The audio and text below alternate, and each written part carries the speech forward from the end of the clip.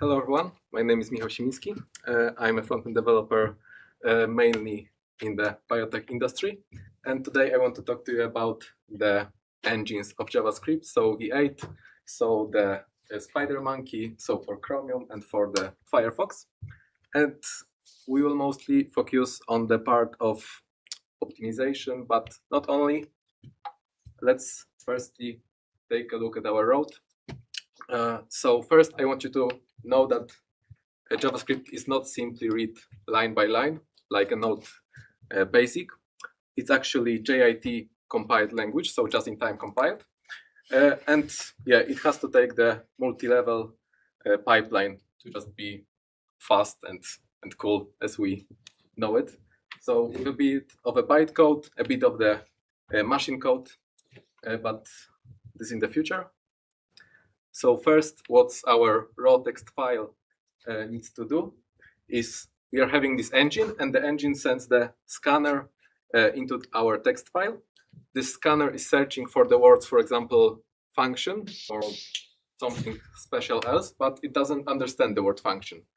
It just takes it and push it as a token into the engine. And while we have this good amount of tokens, we are creating the abstract syntax tree. We are sending the parser into these tokens, and it creates it. As you can see, it's pretty simple. Sorry for that. And this is the hierarchical representation of our program logic. If anything is wrong with our code, we will know right here. And yeah, this is the place where we don't have any noises like comments, like spaces. This is not the place for this. Yeah. And next, what's going on? We have the interpreter that comes into this AST tree, and this interpreter is translating this AST tree into the bytecode. Bytecode is some lightweight representation of our program logic. It takes it and doesn't create the binary, the raw machine code, because it could be too costly for our memory of CPU. Instead of we have this, and while we are having the bytecode, we can start working on it in this JIT optimization, so just in time. And what does it mean? We have something called now profiler. Profiler goes into this bytecode and searching for something called hot functions. And hot functions are functions that are used, I don't know, multiple times, like translations, like parse something into something. And while we have it, because it's used like thousands of times, we are sending the turbofan or maglev into this function.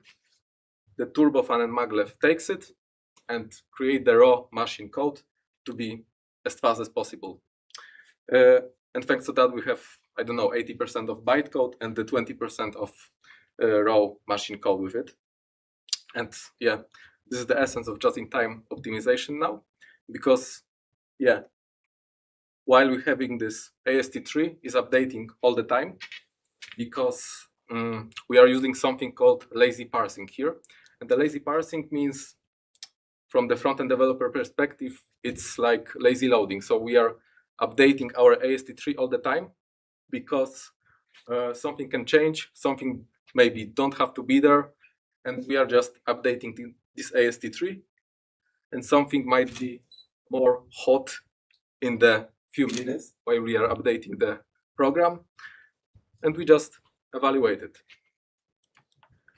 Next one, we have the execution, and the execution means while we are having some object that has some attributes, this object is saved as a shape or hidden classes.